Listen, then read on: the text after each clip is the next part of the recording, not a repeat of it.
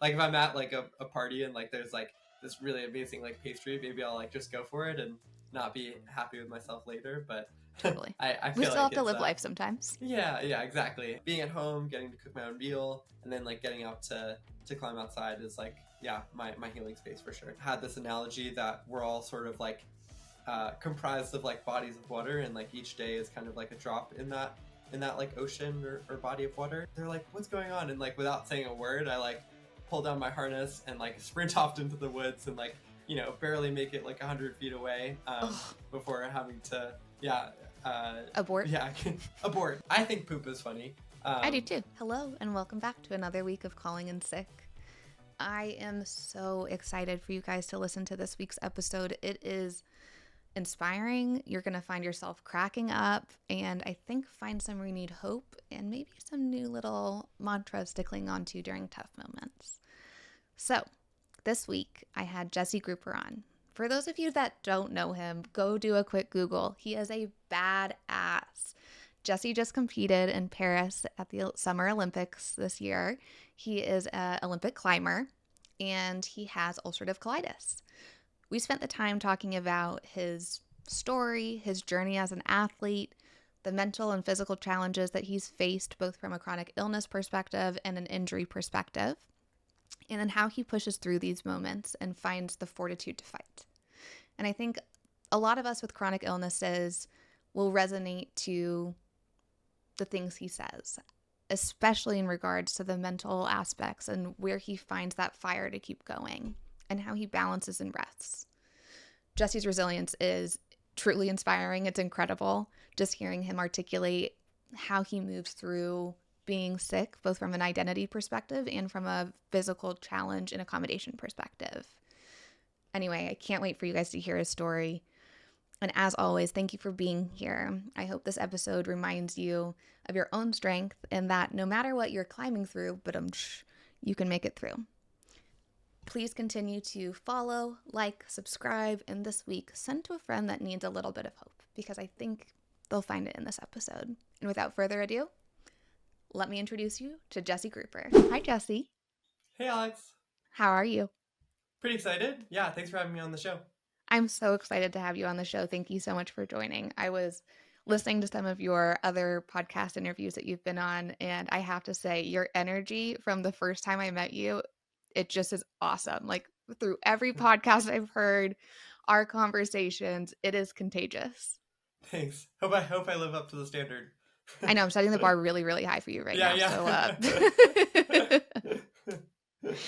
So today's episode, I would love to just spend some time, hearing your story, how you've navigated chronic illness and this amazing career that you've had as an athlete. And beyond that too, just your personal projects that you've spent time in to help other people in the chronic illness and invisible disability space. For sure. So without further ado, let's dive on into your background. Will you share a little bit about how you grew up, where you're from, kind of give us the background of who you are as a person? Yeah, so I grew up in Montclair, New Jersey, the hub of rock climbing in the world. That's a joke. It's not, but we did have a... I was going to nod around like that's absolutely true. Of course. Yeah, no, but we did have a great climbing gym about 15 minutes from my house. Cool. And my sister started the sport when I was about like 6 years old. And Wow. I was always dragged to the gym with her. She didn't really notice me much as a kid, so I felt like the only way for her to pay attention to me was for me to do the sport that she loved.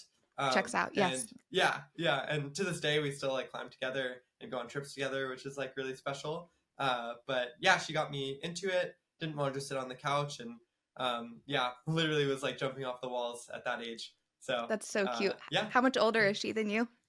She's 4 years older. Oh my gosh, my sister's 4 years older too. And I totally nice. get that. Like that age gap, for some reason, you just want to be that person. For sure. Okay, so I love that she got you into that. I love that. Does she still get to climb around just as much as you, or more hobby? She does. She doesn't compete as much anymore, but she still does a lot of outdoor climbing and indoor climbing and training. So yeah, we really still connect on it, which is awesome to have. That's really cool. Okay, so you guys started climbing together when you were kids, and then at what point did you accelerate your focus on climbing? Yeah, so I was always getting in trouble as a kid, just because I had so much energy. Like if someone told me to sit down and like not move, I would just not listen to them. And so I was constantly being put in timeout. And I had a coach when I was about 9 years old kind of recognize that I was maybe just a little bit bored and not being able to channel all of that energy into climbing. Yeah. Her name is Randy, and she's actually still my coach to this day, which is a really special relationship. That's And so cool. yeah, so she helped me get onto the senior team, and we started competing when I was about 9 years old. And I think I was so oblivious that I wouldn't ever say that I was something special, but I just loved the experience. I loved getting to challenge myself on the wall, and also get to meet friends from near and then all across the country. So it was a really special community that I felt like I was gifted and brought into. And it was just like infectious, the energy, and I just like couldn't look back. That's so cool. I love hearing that.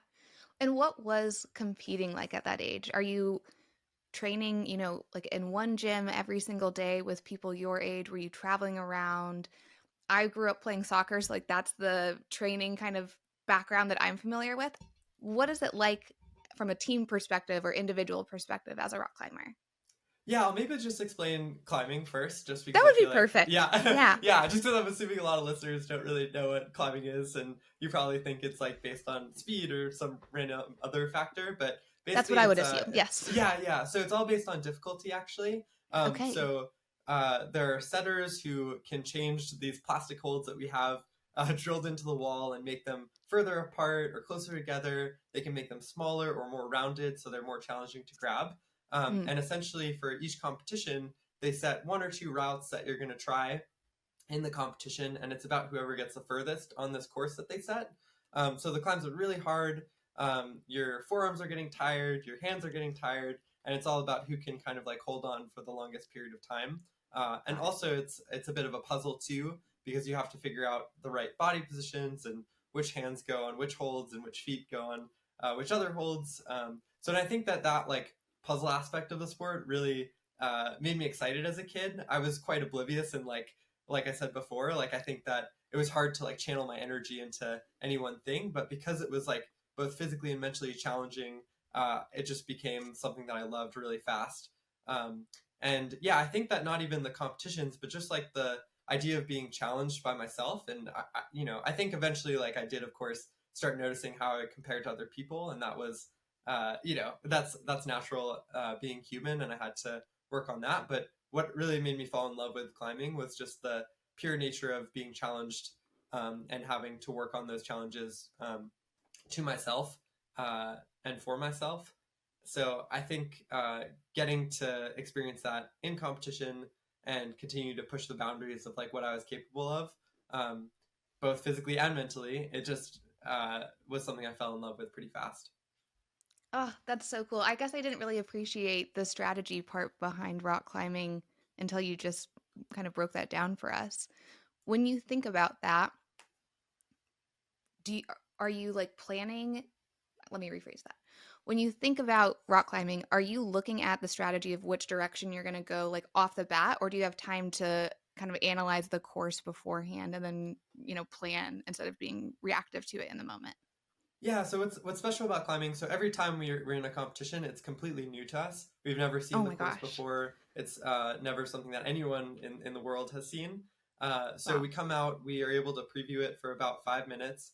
And what's special about climbing too is that in this 5 minutes, we're able to talk with other competitors. So competitors from Germany or Japan or France, like we're chatting about the best way to go about doing the climb. And I think that that's something like that ethos of the sport of like working Yeah. together to all have like a fair and even playing field is something that's super special. And it's something like it's a reason why I'm able to have friends from across the world in the sport.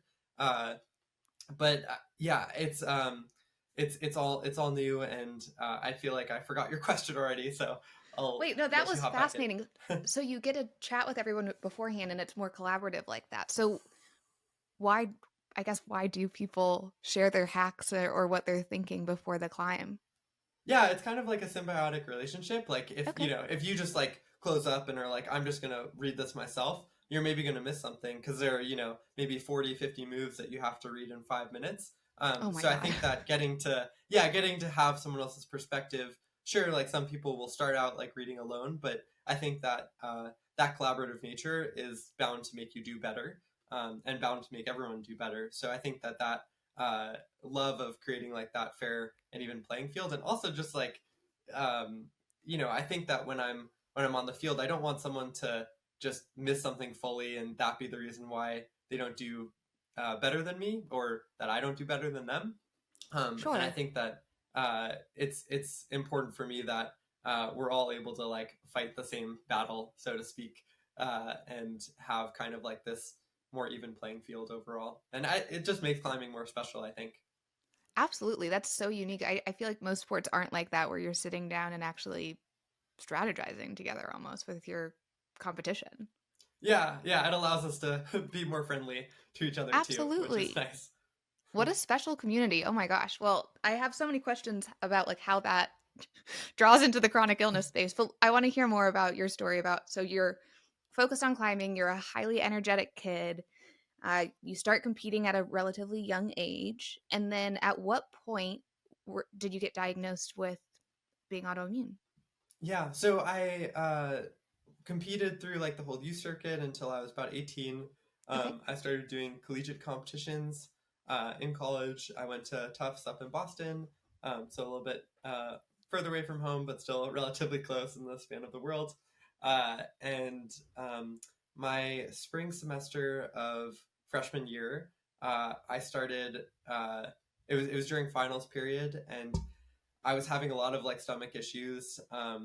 I typically would get very nervous around finals period, like most people do, and I kind of just wrote it off. I was going to the bathroom more frequently. Yeah. Some other symptoms were happening, but I was kind of like, well, it's finals period. Everyone's stressed. These things just happen. And then I went home, and my flare up, which I didn't know at the time, went away. And then a few weeks later, it kind of came back, and I was like, oh, this is strange. Kind of wrote it off again. It lasted for another like week or two. Um, I had never, heard of what IBD is, or if that was. I didn't know anyone else in my family or friends who had had such a experience. Uh-huh. And then, yeah, a few weeks later, it came back, and I was like, this is getting worse, and I guess I should see a doctor. Is that even a thing? Like, learning about like gastroenterology and like that being a field. Yes. My parents, yeah, my parents brought me to a doctor, and had a fun time getting my first colonoscopy, and The best. yeah, and then I was diagnosed that summer. So Wow, yeah, that's pretty fast, Jesse, from like first symptoms to getting diagnosed. Do you feel like you had symptoms prior that you had, like you said, you kind of like just wrote off as nothing? yeah, for sure. I mean, I think that it definitely like peaked then, but Okay. I remember most vividly like whenever my family would have like pizza, I was always sent to another room because I was so gassy, and everyone in my family would like make fun of me, or like be like, oh, like there you go again, and like like all the like making fun of like fart jokes out there, like Love it. that was me. And I think today I don't eat like dairy or gluten, and I definitely think that like for a long time, those were apparent. But I Sabotaging. just, yeah, exactly. But I was just like, oh, like this is just life. Like you have a pizza, you have a milkshake, like you're gonna feel You're gonna bad, feel but like that's shit. okay because it tastes so good. Yeah, Totally. yeah, I am right there with you. I similarly don't eat dairy or gluten anymore. And nice. growing up, I remember thinking, like, this is normal. Like, if you eat it, you're going to be super bloated, like, probably going to have diarrhea tomorrow or later Yeah, on today, and like be super nauseous and not feel great. And it took me, honestly, until college and being around, like, living around other people that were my age to be like, oh, that no one else is having this extreme of issues. yeah, yeah. I mean, I feel like there's also like this whole narrative in society where it's like I don't want to be difficult. Like I don't want to be that guy at a restaurant that's like, oh, like do you have an Yeah. option for me? And like when you go out with friends, like Be you don't want to easy. be the one that. Yeah, yeah, exactly. So I think that I've like come to terms with that for sure, and I think that um, I'd rather be healthy than be a pain in someone else's ass. But Yes. but I think that it has taken me a long time to like get to that position, and I think that society also is like kind of coming around to that, especially I like think in so high too. performance as well. So you hit on one thing, and I think this kind of seems like a common thread amongst our community of like quote unquote people pleasing and like being accommodating to others. And do you feel like being autoimmune has taught you to kind of break through that? And has that then helped you with your sports career? That's very deep. Very deep right off the bat. Let's just Yeah, dive on in. exactly. Yeah. I mean, I do think it's made me more aware of what's good for me and how what's Yeah, good for me is not necessarily what's the best for other people.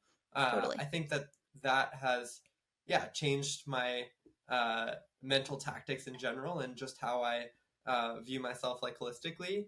Um, for instance, like I think that like my diet has changed and feeling more healthy and like cooking my own meals and focusing on things that I can control has made me think about that in turn with climbing, about like the ways that my body feels good on a climbing wall and like how I move and float through things, like how special that is. I think does have a lot of lessons and feedback from being diagnosed with an IBD and having to look out for myself in a way that other people maybe couldn't, because it is a very intuitive process of trying to Yeah. understand what's good for your body. And I think that today, like for instance, I have a finger injury that I've had for the past like 6 months actually. Mm-hmm. And I really have, yeah, thought a lot about that cycle of, you really have to like listen to yourself. And like, if you're pushing yourself harder with a physical injury like that, uh, you can tell the signs. Like you can tell that, my finger hurts more when I'm like doing climbing that's bad for it, or grabbing smaller holds that were a little bit too small, or doing too much volume. And I think it's like the same thing with IBD, but it takes like a longer period of time to maybe like recognize those symptoms. And I'm still learning from it, even to this day. Like I think that some things that maybe didn't affect me as much before now affect me even more. I think gluten is like a good example, or dairy actually, where like the longer you stay without it, the more it's like, oh wait, actually a little bit maybe could be kind of A rough. Like I lot. still, yeah, yeah, exactly. Like if I'm at like a party and like there's like this really amazing like pastry, maybe I'll like just go for it and not be happy with myself later. But Totally. I We feel still like have to it's live life sometimes. yeah, exactly. But I feel like it is interesting how that changes over time.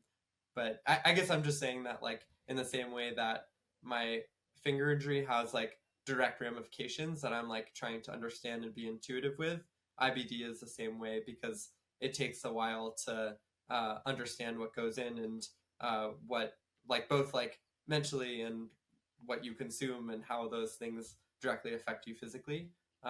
So I think, Totally yeah, agree. still learning that process and how to be with it all. And it makes sense because I think, also living in the US, the way Western medicine works is it's very siloed into one area of our lives. And so when you get a diagnosis from a gastroenterologist or a rheumatologist or whatever specialist you're seeing, you're really just focusing on the solution from that direction. And so it takes so much time and like self-driven effort, I think, to see that full holistic approach to handling your health and your body and really learning how to like listen to your body and Yeah. figure out what works, what doesn't work. And so it's not an overnight thing. It's taken me 20 plus years to figure out what routines work for me. So Yeah, I yeah, hear you on yeah, that.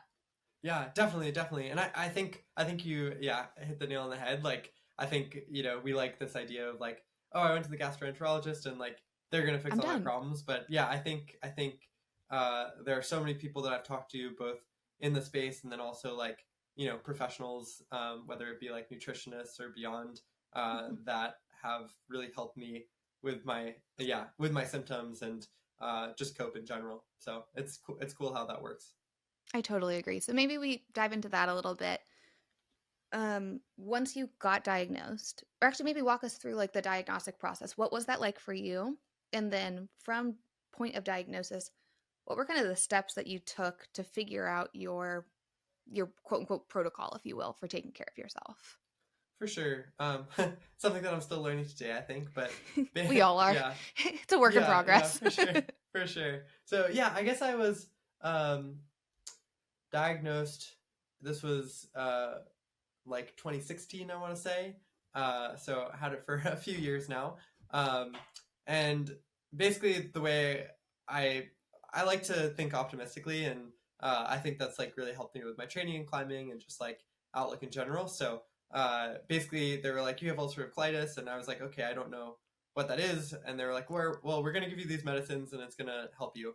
And I was like, okay, like, you know, maybe it's Awesome. just taking a pill every day, like that's kind of annoying, but that's But how we'll it do it. goes. Yeah, exactly. But I still had flare-ups at times, and I had to go on like dosages of like steroids, maybe like Ugh.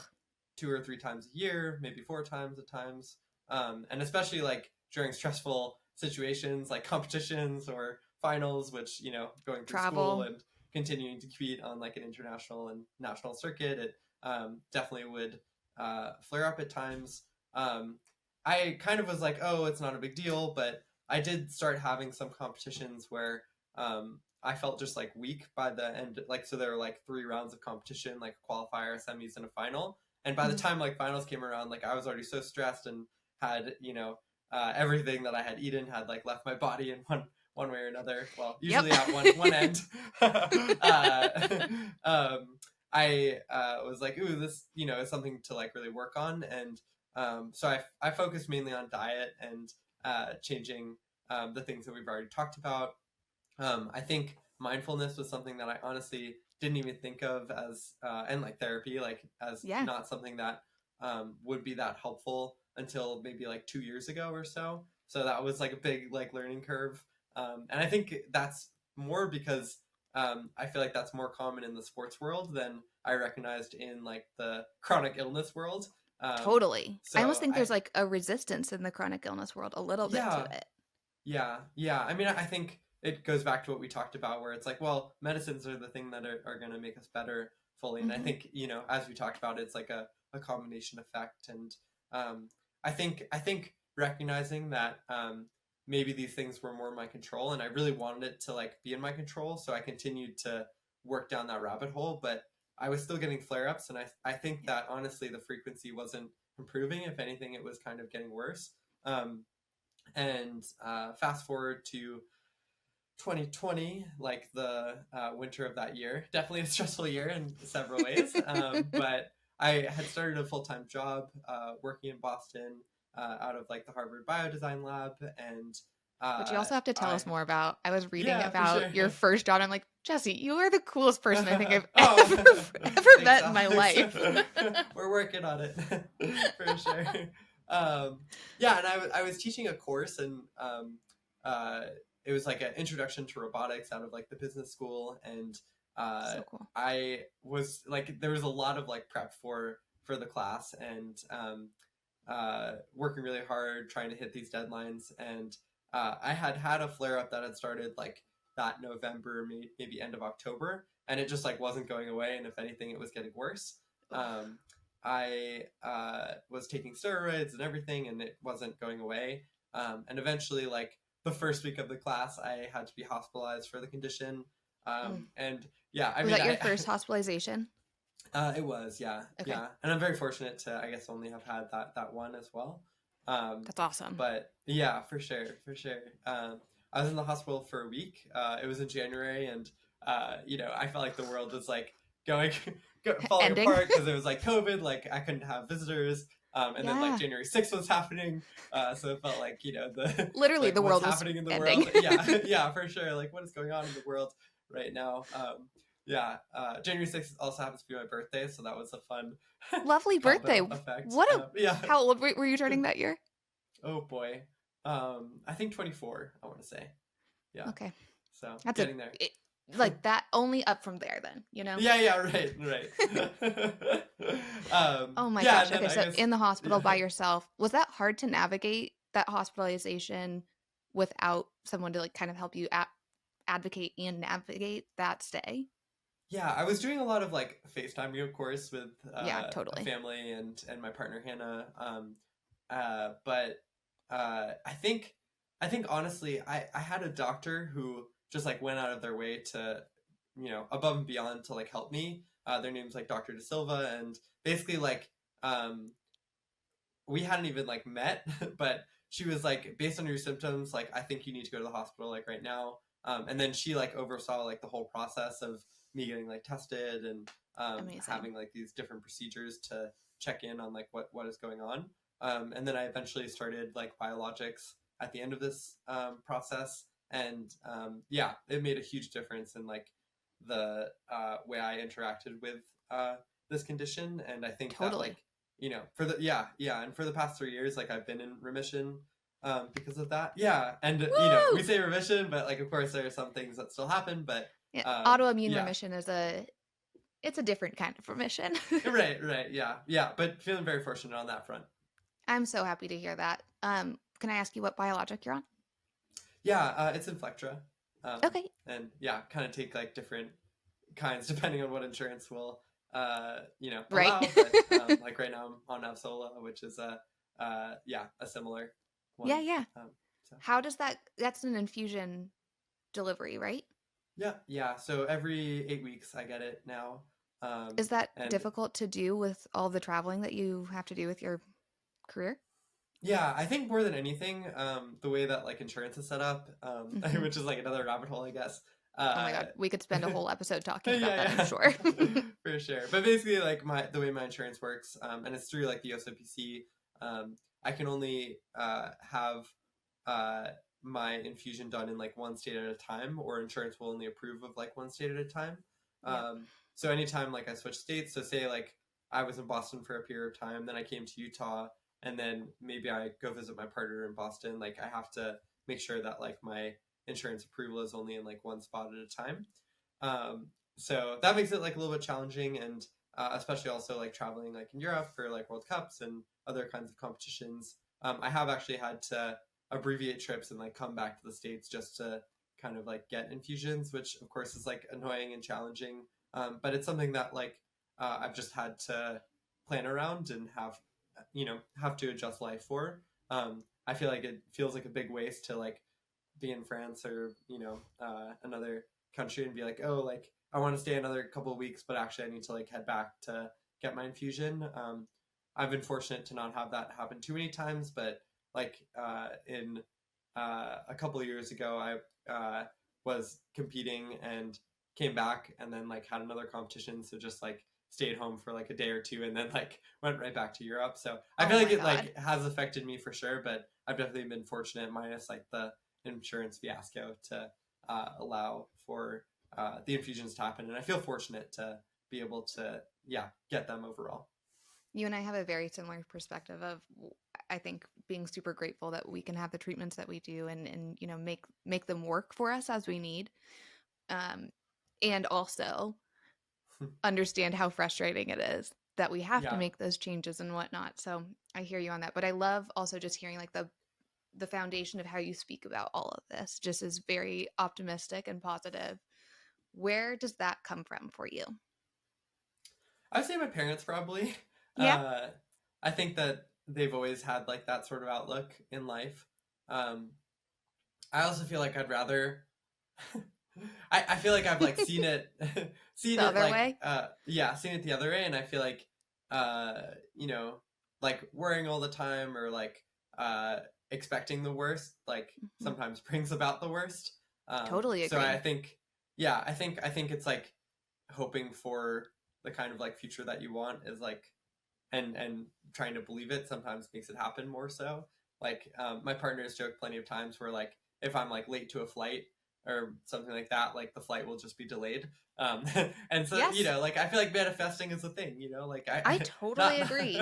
I totally agree. Not that I'm going to do it all the time, but I do feel like, it is a good to like bet on yourself and good to believe that like you have it in you to create about solutions rather than just like complaining. So I think my parents definitely have like brought that about. Like one analogy is that my dad kind of helps run like a small like nature preserve. It's like 24 acres or something like that, but it's close to our house, and basically like throughout my whole life, like there have just been so many stories about this like small preserve where like this one mayor wants to like cut down X number of trees, and he's like fighting back in whatever ways he can, and it like it's just like sewer line projects that have to be derailed around this preserve just because he has like the will to do it. do whatever he can to like stop it. And I guess like just believing that you can make a difference has been something that's been ingrained in me since being little, and I think that I brought that to my climbing, and I think bringing it to IBD is definitely something that has helped me get through. I absolutely agree. And you said one thing there too that like just really resonates with me of the if you're spending time worrying, you're like almost inviting it in to happen. And I absolutely agree with that. I think it also is like I don't know. Have you heard of the spoon theory? I'm sure you have. No, I don't think so. Oh my gosh. Oh, I'm so excited to teach you about this. Okay. So spoon theory. This was written by it's an analogy written by a woman that had lupus, and basically it was her way to explain to one of her friends how people with chronic illnesses or autoimmune diseases are restricted a little bit with energy at times because of our conditions. And so, what might take someone else 1 unit of energy, 1 spoon, might take us 2 or 3 units of energy or 3 spoons. And so, I like to think that if I'm going to sit and worry about the worst case scenario of where my health could go, I'm just like lighting spoons on fire. I'm lighting cash on fire. And none of us have unlimited spoons or unlimited cash to do this with. So why do that when we can just sit in the moment and let life play out as it will and do the things that are in our control to try to thread that needle through and manifest or bring forth a better outcome than what could be or what the worst case scenario is, you know? Yeah. Yeah, and I honestly like it's hard too because I know that it's not like people choose to be pessimistic. It's something that No. they're brought up with, or something Mm-hmm. that is uh, Circumstantial. circumstantial or caused by like depression or anxiety or like all Absolutely. these things. So I think that it's not as easy as just like, oh, like just choose to spend your time differently. But No. I think that like trying to focus on what you can control, and Yeah. believing that there is a better opportunity for you out there, even if it is hard to do, is like what I have chosen to do and what I've been like of course had the privilege to be brought up in as well. Absolutely agree with that. It's a concerted effort. Like it's a decision every single day to choose to either sit and be frustrated, which everyone that has a chronic illness has an absolute right to be frustrated and angry as much and as often as they want to be. Yeah. But by turning around and unlocking, not doing that and being positive and choosing to hope for the best, I think it's a happier life, at least, even if it doesn't Yeah. change anything about the disease or the life at all. It just at least can make you smile a little bit more often.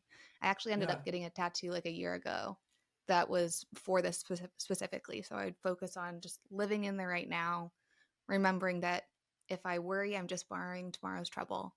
And if I'm thinking about the past and being angry, I'm stealing away from right now. And that's been really helpful to have like a physical reminder for me every day. Yeah. More spoons the merrier. More spoons the merrier, exactly. So maybe we talk a little bit about mindfulness and your practice with it. It sounds like that's something that's integral to your kind of routine and wellness protocol. Yeah. I think that mindfulness is something that I'm always evolving as well. Like I think that we say routine, but then I feel like I also try to change it a lot, and it depends on like what part of the season I'm in, or like I love that. what I'm trying to like change about myself, I guess Mm-hmm. too. I would say the consistent ones would be like uh, yoga every morning, and trying to find like that physical mental connection, whatever Mind, body, that might be. soul. I Yeah, love it. exactly. Yeah. And then I think like therapy is something that I definitely have done a lot this past year. Um, I think it's like more on like the sports psychology than anything, but I think Okay. it's something that I feel like just doing therapy makes you think about life more, and things that like you would like to talk to other people about, which is like Totally. yeah. And then on top of that, like I think this year specifically, I've been doing more like mindfulness, like an app called like Headspace, but basically just Great app. doing yeah, for sure, just doing like 5-10 minutes a day. And I think that like just focusing on within rather than like external stimulus is like very important for that practice overall. I also think that like cooking is like actually a mindfulness practice for me. Yeah. Just like getting to, be in my own headspace, focus on something that is right in front of me, and not having to think of too hard or like think externally or like existentially is like quite helpful. I think so too. Anything that can kind of drop you into a little flow state where your mind is at Oh ease. yeah. Yeah. Absolutely. I would imagine that there is quite a big kind of like mindfulness, um, community is not the right word, focus in the like Olympic community. Is that Yeah. true? Is that what kind of made you turn towards that, or what made you think, okay, I want to really invest some time into this form of self growth and this routine? Yeah, I would say my coach honestly pushed me into it. She, I think, just like recognized that this year was mentally challenging. And I think that basically, like, for most of my life, I have like, every month there's like something like another competition or an outdoor objective that I'm like excited to push forward. And I think this past year was kind of wild because it was like I qualified for the games in October, and then I had about like 9 months just to focus on one competition. Um, and I think for anyone, like having like one objective that you're giving your all to for that many months is quite challenging. Totally. Let alone, yeah, let alone like something that like massive. So I think just like recognizing that having more still time and time when maybe I'm thinking about, 9 months, 6 months, 3 months in the future, can be taxing. So I think that she pushed me into it. I also had other teammates who had like experienced or experimented with mindfulness apps. And I think that kind of was like, oh, well, if they're doing it like, and they're doing that well in competition, it probably makes sense for me to give it a try as well. Um, and I think just like, yeah, having that validation that others had done it before me and it had worked for them just helped me be like, okay, it's worth a try. And I think that it was hard for me. Like I'm not, as I said before, like that 6 year old energy of just like trying to run around and being rambunctious and not wanting to sit still. It's still there for me. Like, I was telling you before that I went to a concert last night, and I feel like I just like couldn't sit still even in like the moments when like music wasn't playing, like just like moving back and forth and like not wanting to be on like, both feet at a time. So yeah, I feel like that energy is very challenging to deal with like mindfulness or in a mindfulness Yes, practice. So I'm right there I with think, you. yeah, and I'm sure other athletes like and people just like struggle with that too. But I kind of like framed it as, okay, this is a challenge that probably will help you in the future. Hmm. So I think that like trying to work harder at it will only make you better. I absolutely agree with you. I can only imagine how much it impacts and helps you with your climbing career. But also on the chronic illness side, I think something that I'm seeing similar between both of us is, um, you know, stress impacts our diseases and how that kind of manifests in our life. So being able to channel a stillness, a quietness during those moments is and has been really, really helpful for me. And it sounds like it has been for you too.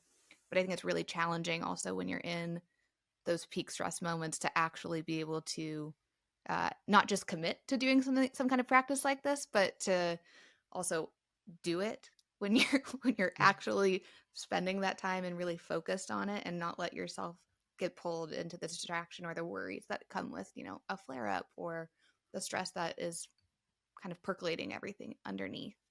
Yeah, um, I think of it kind of similarly to honestly how I like went about like dietary restrictions before, where it's like this is like some granola crap that like not that I ever really would say that out loud until really now, woo but woo. so you caught me, yeah, exactly, like these woke people. No, just kidding. Uh, but it was just something that like I was, uh, it seemed too easy and like not worth my Yeah. time, but I think framing it as like this is a challenge that actually will really help you if you like are able to succeed at it was like, okay, I'm gonna be zen, I'm gonna do this now. Yes, this is now So my yeah. personality. Exactly. Yeah. Yeah, so I think it was a fun challenge to work on. I love it. Okay, so maybe it would be helpful to hear a little bit about like what was navigating probably the most stressful part of your life so far was getting accepted to be an Olympian last fall, and then you're training up into this summer. How did you manage that stress and your autoimmune condition? And did you have flare ups during that kind of time between? Yeah. I think I've been pretty fortunate to not have any extreme flare-ups like this past year. Of course, like Amazing. it's always present in my mind. It's something Hmm. that like uh, I've changed a lot of like my routines around. Um, I think that the hardest part, honestly, was like what I was saying before with like traveling back and forth and making sure that my infusions would be like sort of on time and like working out was definitely a challenge. Um, but I think that I had really set myself up well to have gone through it for several years before with the infusion medication Hmm. and having that experience and knowing what worked and didn't, and then coming into being like qualified for the games, I kind of felt ready to face on this year. But I think honestly, what was more like mentally taxing was getting injured in April and having to um, kind of like deal with more time when I like just was injured and on the couch and not able to climb in the way that like I had hoped for. So I guess that's not exactly like chronic illness wise, but I do feel like just like mental health wise, that was like the biggest challenge that I kind of faced like leading up to the games. That makes a lot of sense. And when you did have your pinky injury, it was pinky, right? It was my ring finger, but yeah, yeah, finger Sorry. injury. They're all the When you same. had your finger They're all injury, important. did that did that exacerbate chronic illness stuff, or do you feel like that was at a place where it was kind of handled and so you could just focus on that physical injury? I would say, yeah, it was more just to focus on the physical injury, but Hmm. I do think that like having the chronic illness piece kind of like helped me face like the I almost called it the pinky injury as well, the finger injury. I'm gonna now uh convince you that your pinky was yeah, injured yeah. and now your ring finger is healed. Yeah, yeah, there you go. Perfect. But yeah, I think like just having that mental experience of like, okay, like we had this like chronic challenge before and now Hmm. trying to like use kind of like that energy that I had put into figuring out what was wrong and being more intuitive with my body and all that uh, sort of stuff that I had like built a framework around IBD. I started applying it to my finger injury. But yeah, I was fortunate that my symptoms didn't really like increase based on that stress of like having an injury. Well, that's a testament, I think, to probably how well you've navigated the last 8 years and figured out what has and hasn't worked for you. So For sure. maybe then, can you give us your hacks? Like, what is your protocol that you follow right now? What's your health routine look like that's kept you in the space that you've been able to be in and allowed you to compete at the level that you have been? I think being on time with my infusions was one that like really helped a lot. Totally. I for competitions, like I said before, like maybe I would push back an infusion a week or two, and I was like, oh well, like maybe my symptoms will get a little bit worse, but it'll get better. But I think like the more that I could like be on time with those infusions, the better. Hmm. So I think just like planning far in advance to make sure that my schedule would align with when my infusion was really important. And then I think like just taking time not thinking about climbing. So actually, like in many ways, like my engineering work kind of became. I started working like part time for the past like 2 years Uh-huh. in the same lab, and I think that that honestly like mentally was huge for me because it allowed me to have a break from thinking about climbing, which oftentimes like stressed me out. So I think balance is like something that even at the highest level that I can imagine is super important. I guess I'm fortunate to be in a sport where I can't climb every day, or else my fingers and skin will all fall off. But it's Absolutely. yeah.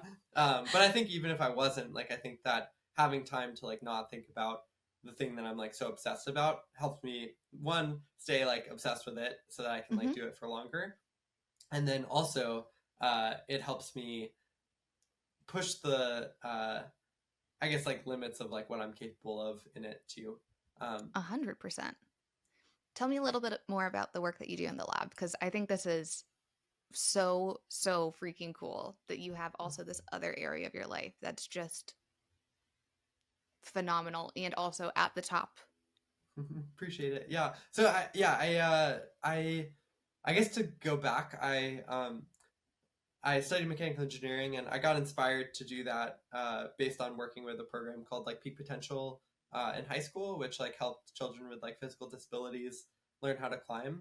And I think like the narrative that we were kind of taught and like I got to see firsthand, of course, was just like kids coming in with these physical disabilities who thought that like climbing wasn't for them because they had sort of been told by society that like, well, like, you know, this is really You hard. This is can't. something that, yeah, you know, able-bodied people like are scared of or like have yeah, challenges with. So like Hmm. you're not gonna, or whatever, you know, Yeah, whatever no, narrative you might want to say. And I think absolutely. seeing them like go in a 12-week period from not being able to climb or like do any moves to getting to the top of a wall by the end of it was just incredibly exciting to me to see, and inspiring at times for sure. Hmm. And I think that I want to keep a part of that in my life, and mechanical engineering opened that door, I think. So the current lab that I've continued to help in is called the Biodesign Lab, and they focus on making exoskeletons for post-stroke patients. Wow. So remotely, I can't really build devices. I was doing that or helping with that at least for a number of years, but remotely, I'm more on the yeah data analysis side and helping kind of understand results that are coming in from like human research studies that they're doing. That's incredibly cool and beautiful. And I love that you have the ability to have these different paths in life to kind of chase your dreams and continue exploring your passions and what brings you joy and fulfillment. Thanks. Yeah. I mean, I think that often I say that like climbing for me does feel pretty like selfish. It's like very self-centered and something that isn't like has never been something I necessarily have done for other people. Sure, like you might like others might get inspired by like seeing some of the things that I've done, but ultimately, like I really like that tangible ability for me to like work with Give other back. people and make their lives a little bit better. So I think that like the lab has like helped me continue to do that in a small way. That's really, really cool. I love that. I really love that. And also, your climbing, even though you might think it's selfish, I want to echo the community and everyone else that it is not at all. It is so inspiring and cool to see someone who has a chronic illness and has, similar symptoms or hardships and struggles that I might have and is still able to like find the willpower and navigate the accommodations that you might need to do to be able to compete like this. Like it it's no easy task for an able-bodied person to be able to do this, and the fact that you're able to do what you do at your level with your chronic illness is just it's amazing. I really appreciate that for sure. Next thing I would love to talk to you about is your circle. So I think a lot of people in the chronic illness community struggle with explaining their symptoms, explaining the mental hardship of dealing with something that is lifelong. Did you struggle with telling your friends and family, and if so, how did you ask for help or communicate those needs to your people? So the best story that I can provide there, I would go to this summer camp throughout a lot of my yeah childhood, going from like 11 to maybe 18, 19. Basically, it was a climbing summer camp where we would go down to Kentucky, which has one of the best climbing crags in the world. A ton of like rock and beautiful space. Awesome. And my coach and then a bunch of my friends from the team would drive down together in like a van, and we would camp there. And I had continually gone every year, and this definitely was like my community. It was out of like the Philadelphia Rock Gym. I know I'm in New Jersey, but had some ties there for various reasons. We went down right after I was sort of diagnosed for like my last summer. And I hadn't told anyone. Like, I was like, okay, I'm on meds. Like, I don't need to talk to people about this. Like, it's Mm-hmm. going to be fine. And within the first week, I started having a flare up. Oh, And we're climbing outside. So there's not challenging. access to like restrooms or any of that stuff. It's Mm-hmm. single pitch, so maybe it's like we're climbing with a rope, and it's of course very safe, but we're climbing about like 100 to 120 feet Wow. up. And I remember being at this like iconic cliff called the Mother Lode, and basically it's like a 45-degree roof that like extends seemingly like endlessly. um, Whoa. and it starts out with like uh, you know not a roof, and you have to climb maybe like 50 feet up to a place where you can actually take off your hands and like stand on a ledge. And I was trying to do something called an on-site, which is basically where you go without any information about a climb, and you're trying to do it on your first try. And to do some or send something, it means that you're not falling, you're not weighting the rope, you're just carrying the rope up for safety. And I'm on this like on site, and I get to that no hand ledge, and I've been having like symptoms like throughout the day, but I also felt so nervous about like the on site and like and doing it on this first try. And I get to this like no hands ledge, and I've like really like felt like I put all my eggs in this basket of like trying to on site, and then like my stomach is just like has been like attacking and like being like, we can't do this, and it all just like suddenly hits me. Yeah, exactly. And I just like yell take, which means like the person belaying me needs to like pull the rope, and they're like, no, keep going. It's like, no, take, like now. And eventually, they pretty quickly like take the rope. I'm like lower, and they're like, what's going on? And like without saying a word, I like pull down my harness and like sprint off into the woods and like, you know, barely make it like 100 feet away before having to abort.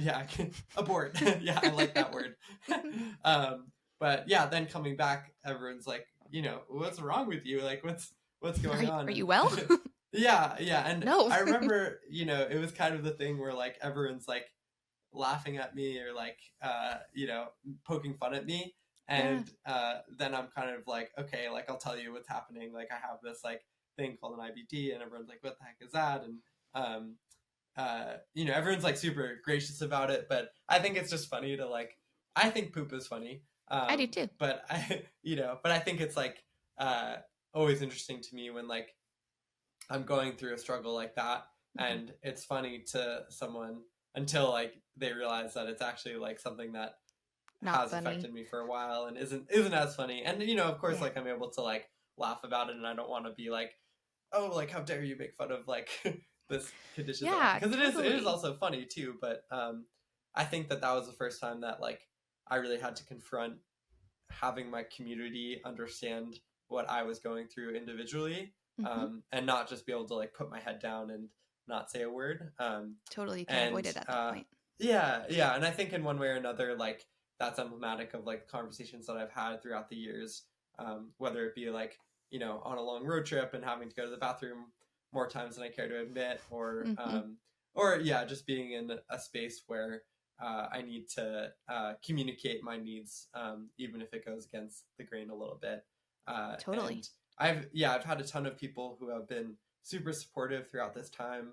I've had friends who also have like chronic injuries or illnesses who have had my back and kind of like, you know, don't need to ask twice when I like ask for something that I need. And I think that that's just really it's made me a lot more gracious to other people too, like just not knowing what other people are going through and being respectful of that. And it also has made me respect the hell out of the family and friends that I do have, who put up with me as well. Yeah, I really agree with that. And I think what you said, like that story is such a perfect example of how to navigate not only telling people what's going on and not getting angry about maybe people laughing or not understanding as much, but just kind of meeting people where they are and, you know, finding the humor in it a little bit too, because God, if you don't laugh about some of these symptoms, I think you just cry, and it feels a lot better to laugh about them. So that's a good thing. and absolutely, like having the community and circle that wants to support you in the way that you need. As you've entered this kind of next echelon of your climbing career, have you met other athletes that are kind of at your level that struggle with other chronic illnesses, and have you been able to connect with them on that front? Yeah, I would say the two actually. Funny enough, I have a very close like speed climbing friend. Speed climbing is when you actually do the wall like as fast as you can. Got it. Okay. Makes sense. It's funny that we're talking about IBD and I said doo-doo. he also has ulcerative colitis actually, and a few years ago, Whoa. yeah, he was diagnosed, and uh, it was funny because like I was one of the first people he called, and he was like, "Wait, like you have this condition? Like this is what you've been going through? Like now I get it," and like give you all of your like tips and tricks. So it's been fun to connect with him, write some songs here and there I about love like it. Tell ulcerative me more about colitis. that. Yeah, yeah. We'll have to do some voice memo send of a Can't wait. song clip or something. No, we haven't released it yet, so Okay. one day. I'll be patiently waiting. Yeah, yeah. There you go. And two would probably be my roommate who has scoliosis. Uh-huh. She went to the Tokyo Games, and I think that yeah, she's definitely been a huge inspiration for me to see how hard things can be at times, and just like recognize that like just because um, physically or even mentally at times like things aren't going your way like doesn't mean that you should like stop trying for your dreams and things that you really care about. So yeah, I mean I think that there aren't a ton of people in like the overarching like climbing space that have these kind of conditions, but uh, when you do meet someone who has one, it definitely is like a pretty quick connection, which is cool. I totally agree. And I guess kind of on that, in that same vein, I would assume that a lot of people in your shoes, if they got diagnosed with an autoimmune condition, would feel like, oh, all of a sudden have a disadvantage to my peer group. Like I now have something else I have to worry about or overcome. Do you view it like that, or do you view it as like a competitive advantage because it's given you a different mindset? It's allowed you to invest your time in different parts of your health that probably have benefited you not just in your autoimmune lane but also in your sports lane. Yeah, I definitely think that at times I've had both perspectives. Totally. How could you Yeah, not? for sure, for sure. Honestly, like the first thing it does make me think about is like all the times when uh like I've been down about it, but I've never thought about it like, oh, I'm not going to be able to compete as well. If anything, it's like it's kind of like an easy excuse sometimes, That for makes why sense. like maybe some competitions haven't gone as well as I had hoped.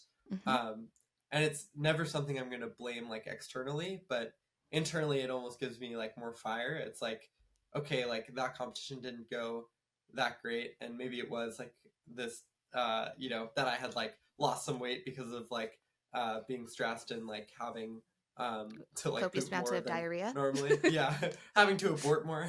uh, uh, but and I think other times it has just been like frustrating, and that on site is like a great example where I feel Yeah. like I had like spent days like thinking about that and like wanted to make this climb happen outside, and it just didn't work out because of this condition, and it's like wow, that really like mentally is hard to like come back from. But I do think overall it's made me have the perspective that no one day like defines me as an athlete, and has helped me like believe that because there are just so many different factors that go into like one day of competition. And I think the Olympics is just another day as well. And I think that there have been so many competitions that haven't gone my way, but oftentimes like me and a lot of people around me like also or just like the trajectory and story of an athlete often ends up being the days that you actually do really well.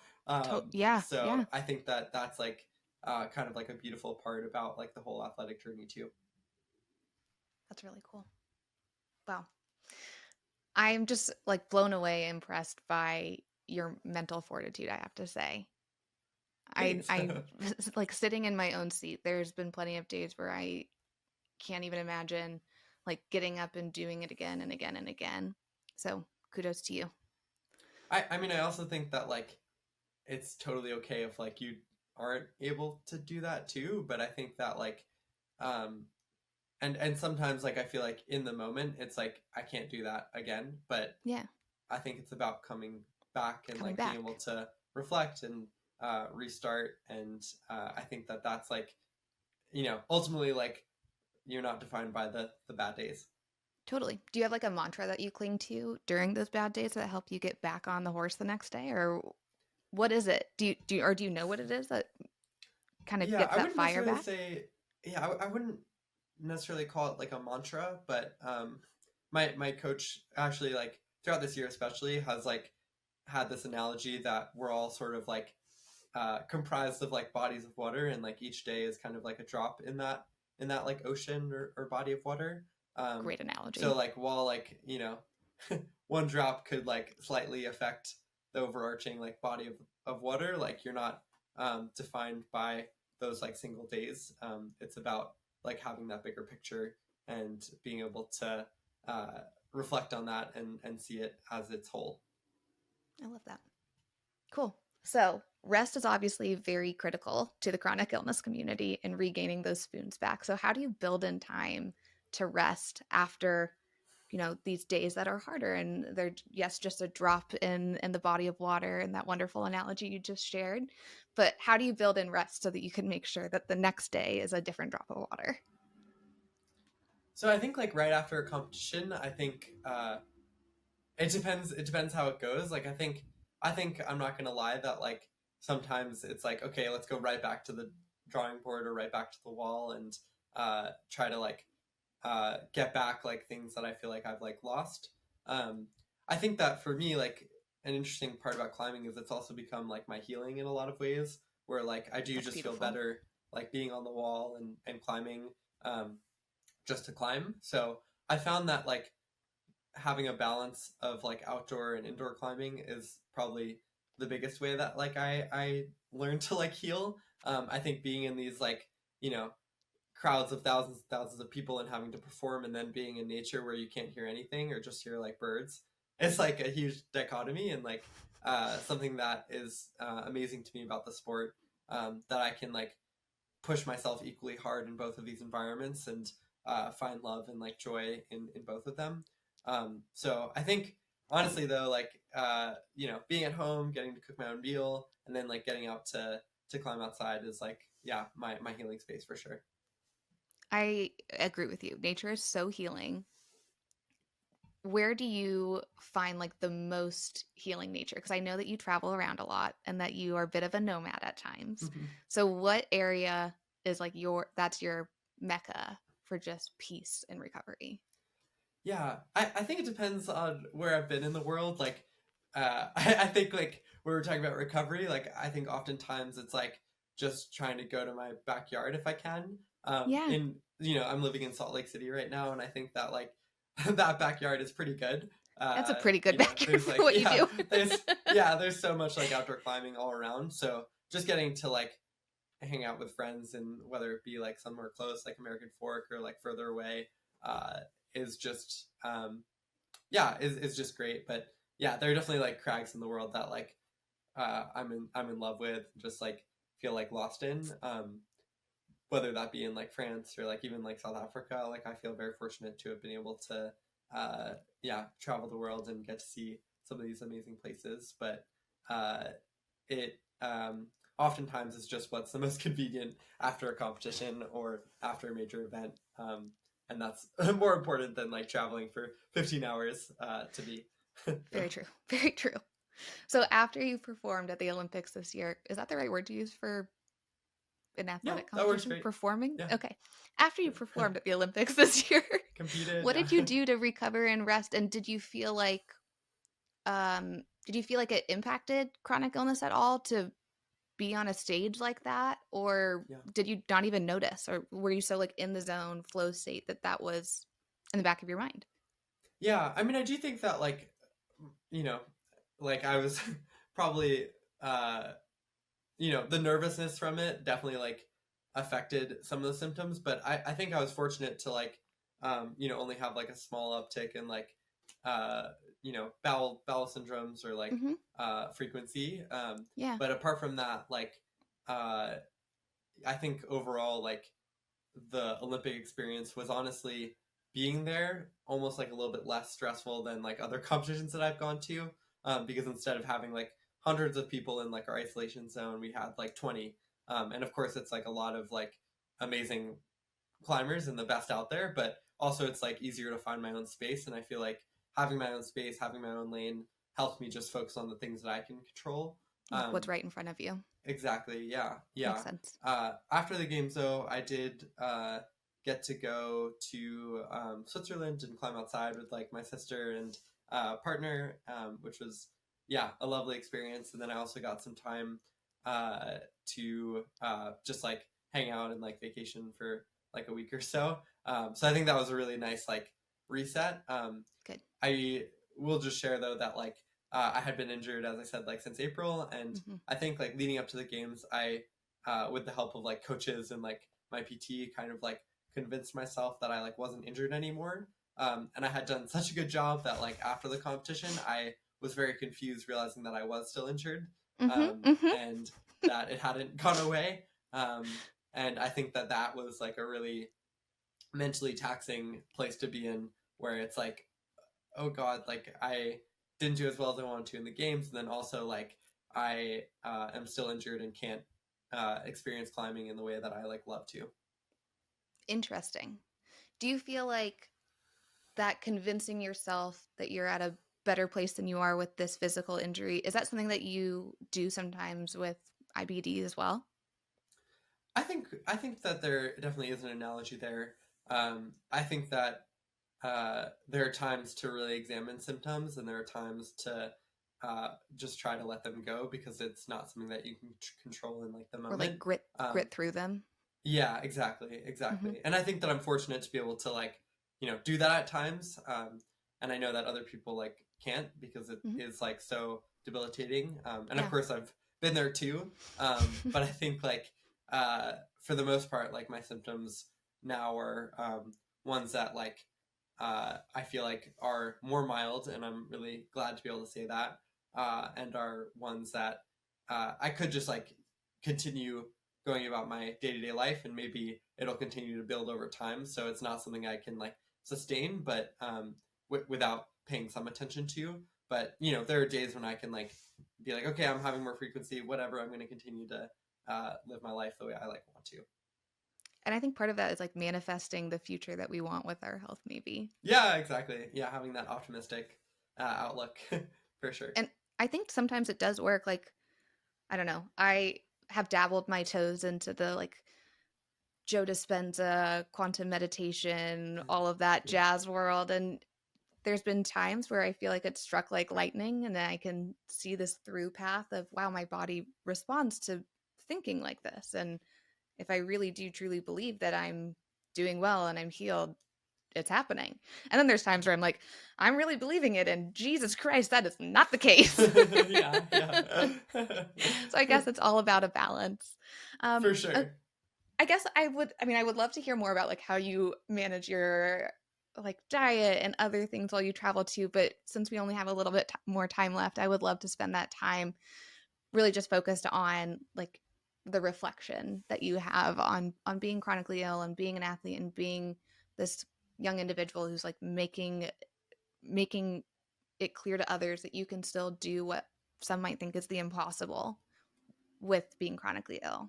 So what would you say is like your biggest piece of advice for someone that is recently diagnosed and is worried that they have to give up their dreams and their life goals? I think for me it's interesting, because I kind of did do that for a period of time. Like maybe not give up fully, like maybe that's not the right word, but I kind of think about it as like a hibernation period, where I kind of like was like, okay, I'm not doing like international competition now, I'm gonna go do something else for a bit of time. And I think that like for most things in life, of course, like I'm on like a physical time scale where I'm getting older, and like there's no way that I'm gonna be able to do this when I'm like kicking in like 40 or something like that. But then again, like there are athletes who knows, maybe you will be. Yeah, but honestly, like there are athletes in our sport who are in some ways like either making a comeback at 40, or like have continually like pushed the sport through their 40s. So it's kind of crazy how that works. But yeah, I think overall, like I think that just because you're sidelined for a couple weeks, a couple months, a couple years, doesn't mean you have to give up on those dreams. It just means you get to like push them down the road. And I feel very fortunate to have been able to like live up to that, and like be able to, I guess as you said, like kind of be an example that is possible. It's not always going to be possible, but I think as we've talked about throughout this, like believing that it is will only help your journey in manifesting it. I think so too. It's like holding the core of being realistic, but also being optimistic. Yeah, One of the yeah. things that I learned about you while I was preparing for this interview was that you have something called Optimism training. And I would love for you to explain to everybody what that is and what that means to you and how to kind of apply that into their day-to-day life. Yeah. So yeah, I think like it's rooted, or I like to root it in some ways in what I've seen in like the rehabilitation space, which is that there's like a failure rate that most patients can like go through in a training session that is optimal. So say that a person is doing a task like they can't open a door. There's only so many times that they can try opening a door before they get so frustrated that's actually not productive training to try to open a door. Mm-hmm. And I think in my climbing training, I often think about uh, trying to push the boundaries of that failure point and how often I can Ooh. continually do poorly in a training while still feeling like I'm successful at the end.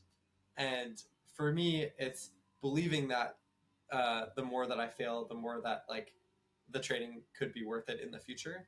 Um, that's to a point, of course.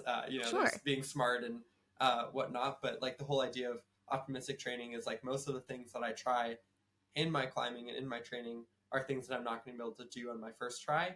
But that's kind of the point. And it's about believing that this first time was way too hard for me. The next time is still way too hard. But like you continue to try something and the impossible slowly becomes like more possible. So I think to tie it back to like the last conversation, it's like, sure, like if you just were diagnosed with like an IBD or any kind of like chronic illness, nothing's going to feel possible to you like in the beginning, but No. it's about continuing to like uh, whack your way Keep moving. forward and yeah, keep going because um, that's like the beautiful part about life that like we as humans have the ability to make something that feels impossible be doable. Oh, I love that so much, Jesse. I just think that that has such a through line to the chronic illness space of whether it's the diagnosis process itself, which can sometimes take 5 to 7 years, and just not giving up hope that maybe you're having one appointment and a doctor's saying it's just anxiety or just you're just young, it's fine, you're fine. And just knowing that like, okay, well, I'm going to still learn something out of this and reframing a lot of the different challenges that we do face that can be absolutely seen in validatedly. That's not definitely not a word. There's Validated, yeah. validation in being Oh yeah, frustrated validation. with whatever the experience is. Um, but if you keep that mindset of this optimism training and keep seeing like the lessons, the golden nuggets out of every moment like this, that it's going to move you towards that line of where you want to be, it's so much easier to get there. I think like Yeah, the will to continue drives forward. for sure. And I think for me, like in climbing, it's really easy to say this because they're literally like training days and performance days. I think Yes. for other people, like in work or other scenarios, it's kind of like I don't know what the training parts are and what the performance days are.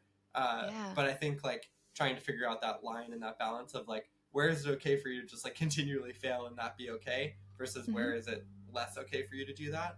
Um, and I think like applying that kind of like optimistic training perspective is quite helpful if you can separate those two. I love that.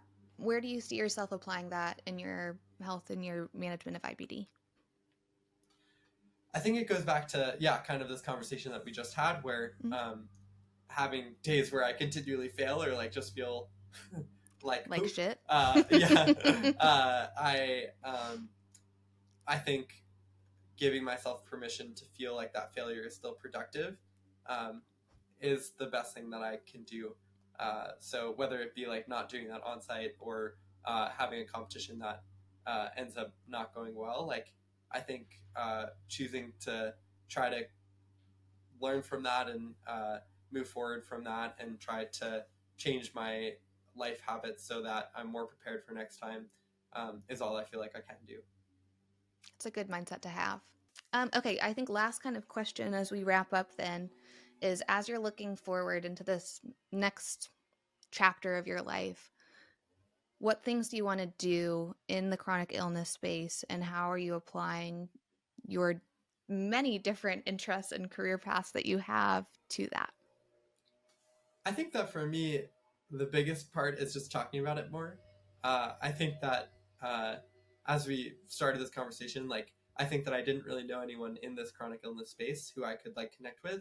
And I guess my hope is just like, hey, there are a lot of athletes who are like suffering with things that are like this or similar, and you don't have to feel like you're alone or like the only one going through this. And it's not crazy to think that like you could be an Olympic athlete like working through a chronic illness. And I think that like having those human connections and getting to do awesome like podcasts like this are I guess where my hope lies for like the next uh, you know part of my career in the space. I love it. Well, Jesse, thank you so much for spending time with me and talking about your life, your chronic illness, your grit and determination. It's been amazing getting to hear your story, and also just, I don't know, I feel like I have renewed hope in things I want to go and try now that you have made me reappreciate can be possible. So thank you. Thanks so much, Alex. Yeah, this is so much fun. Really appreciate It's been awesome. It's been awesome. All right, everybody. Thank you so much for tuning in. We will be very excited to hear your feedback from this episode. Please continue to like, subscribe, follow, and send to a friend that needs a little bit of hope during a hard time and needs to hear this story. Thanks, guys.